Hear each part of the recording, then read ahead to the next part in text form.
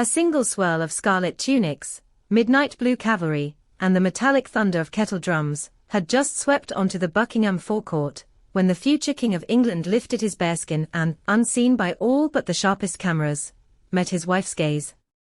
For a fraction of a breath, in the middle of Britain's most regimented pageant, William's eyes softened, and Katherine's trademark composed smile bloomed into something warmer, almost private. No official program listed that moment, yet social media feeds erupted within minutes, replaying the silent exchange frame by frame. Across a nation still nursing tea mugs after the televised spectacle, one whispered question surged. Could a 10-second glance reshape how history remembers the 2025 Trooping the Colour? The question lingered because trooping, by design, leaves nothing to chance. Every hoofbeat is timed, every sash aligned with laser precision, every balcony position pre-agreed down to half a boot length. Yet love, stubbornly, refuses stage directions. This year the ceremony unfolded under flawless June skies, with over 1,000 soldiers carving textbook formations from Admiralty Arch to Horse Guards Parade. William, Colonel of the Welsh Guards, rode at the head in full crimson tunic, a plume of leek green and pure white dancing above his newly sanctioned beard. The move, facial hair at trooping, nudged social media trend tables even before the first cannon blast, a testament both to relaxed army regulations and to royal watchers' appetite for micro-detail. Hidden in the grand sweep, however, lay subtler choreography.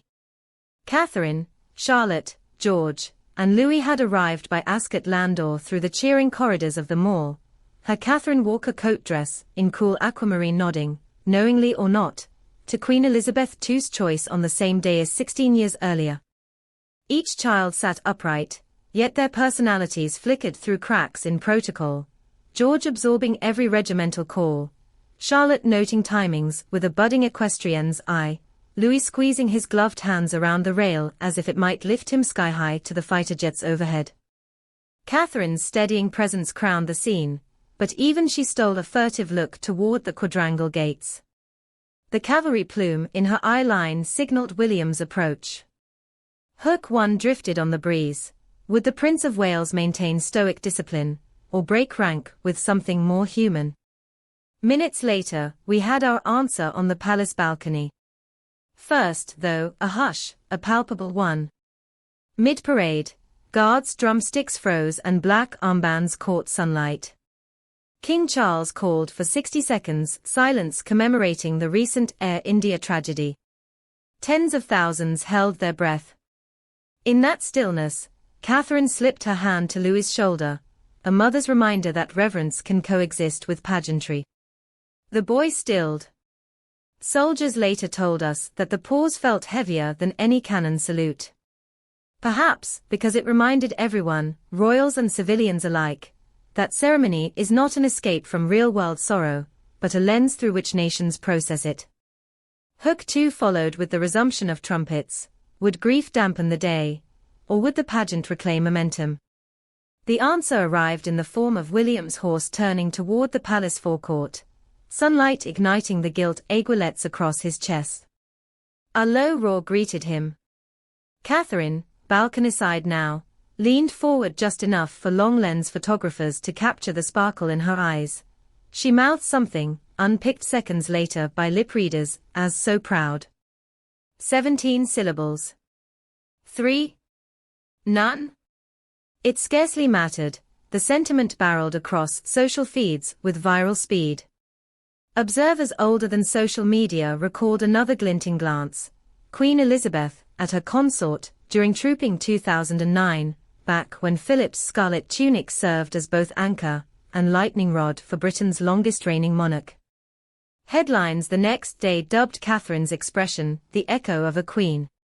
And just like that, a link arced across generations, 2 royal marriages, judged in a single frame. If serial deep dives into these hidden flashpoints keep you returning, a gentle reminder that hitting subscribe below ensures the next Insider Decode lands quietly in your feed. The main event reached crescendo when the red arrows roared overhead, tricolor vapor trails reflecting in palace windows. William lifted his bearskin in salute, Katherine's aquamarine hat brim tipped to match. Louis counted jets on tiny fingers, oblivious to the tableau of royal affection unfolding behind him.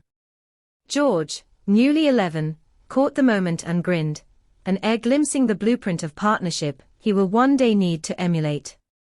Even Charlotte succumbed to curiosity, turning to catch her mother mid-smile, and the siblings shared an unguarded giggle.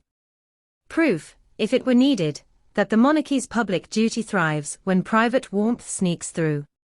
Hook 3 ignited in living rooms nationwide. Was that warmth calculated or spontaneous? Does the distinction even matter when authenticity feels authentic? Royal commentators split hairs deep into the evening. What remained incontestable was the poll surge that followed. Overnight tracking by British Monarch Watch recorded the highest approval for William and Katherine since their visit to Boston. Love, it seems, is better PR than any ministerial briefing. Yet fairness demands acknowledgement of the sovereign couple too. King Charles, still sparring privately with health concerns, chose carriage over saddle, a contrast that underscored the generational shift playing out on the forecourt. 20 years married this spring, Charles and Camilla smiled easily, rumors swirl of an August anniversary soiree inviting global heads, and discreetly reminding Commonwealth leaders that, modern or not, the House of Windsor can still turn hospitality into soft power art. Backstage, aides whispered about logistics, which world leaders will pair with which British charities at the party. Which London venue can handle both Qatari security details and vegan canapés for Californian tech titans? For William, another conversation looms.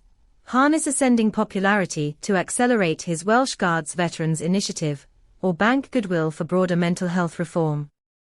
Katherine, meanwhile, has flagged another early years presentation at Sandringham in September, quiet work that rarely trends yet seeds long-term change. Hook 4 taps gently. Will the couple's love story eclipse their policy agenda, or can they wield both in tandem? History offers clues. Elizabeth and Philip paired devotion with unmatched global tours. Charles and Camilla leveraged shared bookish humor into generational outreach. If the balcony smile foreshadows anything, it's that William and Katherine intend to blend romance with modern-day activism in doses the public can savor and trust. Later, inside palace apartments, uniforms were hung, small hands washed of ceremonial grime, and one last family debrief unfolded over hot chocolate. A footman overheard Louis ask whether Daddy's beard made the bearskin heavier, because you nearly tipped backwards. Laughter, then Katherine's soft promise that next year Louis might stand on a step stool to see the jets better. Micromoments, unrecorded save for the staff who carry them as anecdotes into future decades. Hook 5 lands quietly.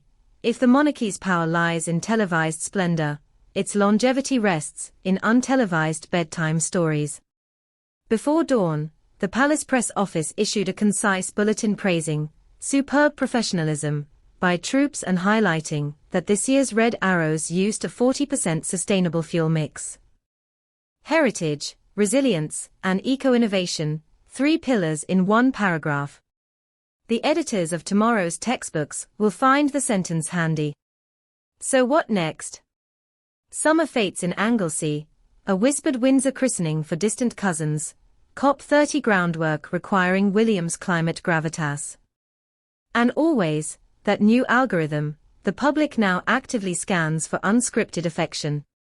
A stray fingertip on a sleeve, a shared smirk behind the plume of a bearskin, these tiny pulses increasingly set social media tempo. Courtiers have noticed and revised briefing notes accordingly. Expect more balcony dynamics, not fewer. Because a 10-second look can anchor a news cycle faster than any regimental foot drill. Which leaves us here, at the edge of June, still replaying a glance that sailed beneath the roar of typhoons. Was it rehearsed? Was it reflex? Perhaps both, perhaps neither. What matters is that in a monarchy built on continuity, affection is the spark that convinces a digital generation to keep watching. And as the sun sets behind palace turrets, one thing feels certain: when next summer's trooping arrives, cameras will linger a fraction longer on the gap between a bearskin brim and an aquamarine hat, waiting for lightning to strike twice.